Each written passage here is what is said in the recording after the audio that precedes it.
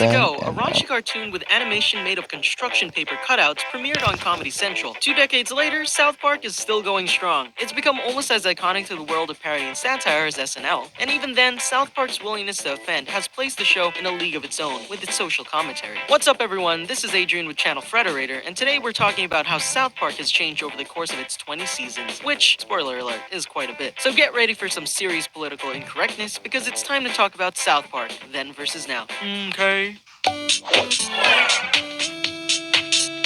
The creation process. One thing that South Park has kept the same is its insanely fast 6-day production schedule. Most animated shows are made over the course of 3 to 10 months, which really puts into perspective how much the South Park team pushes themselves. Plus, it helps keep their satire fresh and current. What did change, however, was the way they do their animation. Any viewer from the past 2 decades can easily pinpoint South Park's distinctive animation style. It has the unique flair of someone who put it together using construction paper, but how they make it look that way has been updated with the advance of technology. The Spirit of Christmas, the original 5-minute short that would become South Park, was made by Parker and Stone using construction paper cutouts in stop motion. This spirit, excuse the pun, was kept once the show made it big. Back in the 90s, the animators tried to keep the look of the show as crappy as possible. They scanned the construction paper cutouts and then used state-of-the-art animation to make it look cheap and amateurish. They primarily used the program Power Animator for the first 4 seasons. As time progressed, the South Park team was able to use computer animation technology to streamline the process. Starting with the 5th season, the staff began using Maya, a standard program in the industry, which can replicate the movement that paper would make in the real world. The physical cutout figures used for characters and scenes were scanned into computers, and Maya took care of the rest. Okay, really, the animators did, but using Maya helped. The team has a library of all kinds of props, backgrounds, and characters accumulated over 10 years that they recycle to save time. But it's not exactly a piece of cake. New animators and technical directors that join the staff have to go through a whole training process to learn how to do things the South Park way. In fact, the 5th season ended up being postponed for 6 months so the staff at the time could learn to use Maya. I guess when you have a 6-day turnaround, there's no real waiting to get the hang of things. The style of humor.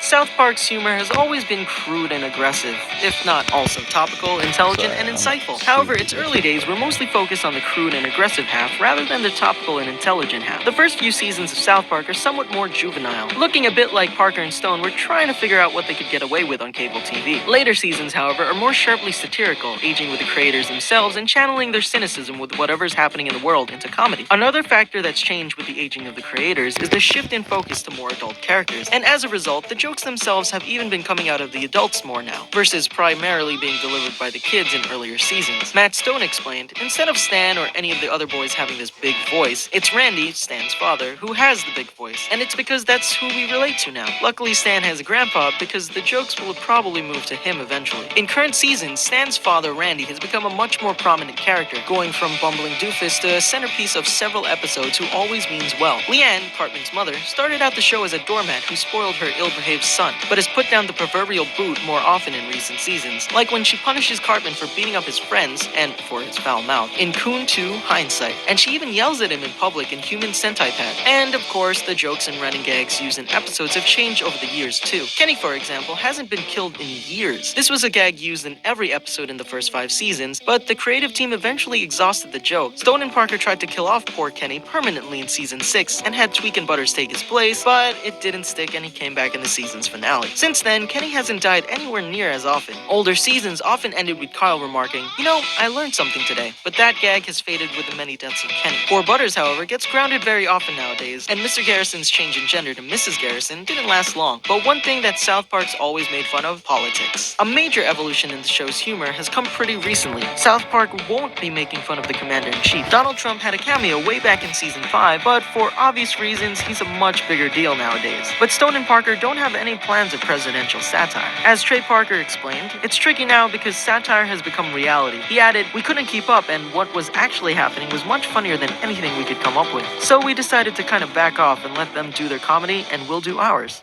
Characters. The first couple of seasons had a much smaller speaking main cast, consisting primarily of the 4 boys, fellow 3rd grader Wendy Testaberger, and occasional appearances from Tweet, as well as some some of the boys' parents. As the show progressed, classmates Timmy Birch, Token Black, BB Stevens, Craig Tucker, and of course Butters became more prominent. Butters has become a more central character, and his relationship with the core cast has been expanded upon in more recent seasons, as he's often an accessory to Cartman's plans, whether or not he wants to be. The main characters of South Park have always been kids, but as mentioned, there's been a recent shift in focus to the adults, including a new nightlife spot of the town called Soda Sopa. In addition, the kids were only in 3rd grade for the first 58 episodes, after which they graduated and have since been in 4th grade. What a difference. There's also a new school administrator named PC Principal who shames people for not being politically correct, and sometimes even gets violent to those who won't conform. He's in PC fraternity and soon gets Randy to pledge. Another major difference is the absence of the beloved Chef in current seasons. Chef and his good-natured advice, cue the "Hello there, children," was a constant presence for a major portion of the show's run. His voice actor, soul singer Isaac Hayes, had a stroke in 2006 and lost the ability to speak. During that 9th season, a few months after South Park mocked Scientology, his representatives, most of whom were Scientologists, sent a letter of resignation on Hayes' behalf, according to Hayes' son, Isaac Hayes III. Well, one thing's for sure,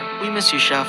You and your chocolate salty balls. Title sequence. One of the best parts of the show is its iconic opening sequence and song, but that's changed a few times over the years. The original sequence shows different characters and scenes coming in and out, while a lookalike of Les Claypool, the lead singer and bassist of the band Primus, who did the intro, plays the theme song, and the boys chime in, of course, as they head to school. For seasons 4 and 5, it started out the same, but then the song stops and the words 4th grade pop up, and everything's revamped. You can see old scenes in the background, and they also show a 3D version of each character, along with stats and possible other characters to make it look like a video game. It ends with live action footage of someone jumping away from an explosion, which is apparently a clip from the movie Bad Boys. Season 6 began the sped up construction paper design, and since Kenny was now permanently dead, Timmy sang his lines. Old scenes were shown again, and the crowd shot at the end began with Butters holding a sign that said The Butters Show, and later changed to Professor Chaos knocking the sign over. And the title sequence stayed that way until season 12, when they reverted it back to the original intro format, give or take a few minor changes, like the music being a rock version. Seasons 14 through 16 shows the boys singing scenes based off of former episodes, and for some clips, the rest of the picture turns to monochrome, except for the characters singing. It uses the same rock-style theme song. From season 17 and on, the sequence got an entire makeover. The opening sequence is similar to that of the original seasons, except it's done in 3D. Pretty cool. Don't know how they'll top that for the next revamp, but looking forward to finding out. The fans. South Park takes place in the titular fake town in Colorado, which means that there's quite a bit of references, spoofs, and teasing regarding the Centennial State. But people aren't always particularly receptive to being made fun of, so for over half of the show's run, the entire state of Colorado weren't fans of the series. But all of this changed during the Democratic National Convention in 2008. The Denver International Airport's display of Colorado for visitors included South Park among the things that Coloradans were proud of. This affirmation was a huge deal for Stone and Parker, and the current governor of Colorado, John Hickenlooper, has openly said that the show's smart and that its biting satire is important to keeping American culture and democracy honest. As is the case with other long-running shows, some fans of the show have aged, while others weren't even alive when the show began. Kids back then used to get in trouble for wearing South Park t-shirts at school when the show first started. But now Stan, Kyle, Cartman, and Kenny are too ingrained in culture for anyone to bat an eye. The web, not even a decade old when South Park aired, has helped fans of the show talk to each other and share theories more and more over the years. Many fans of the show have been critical in recent seasons. Much like with fans of The Simpsons, there's been a lot of talk of the show becoming stale or running out of ideas. Criticisms have been levied at the show aging a bit, with what used to be edgy and forward-thinking humor. There's something to say. The animation is bad, but the jokes are good. I think they need to know that the paper style needs to go.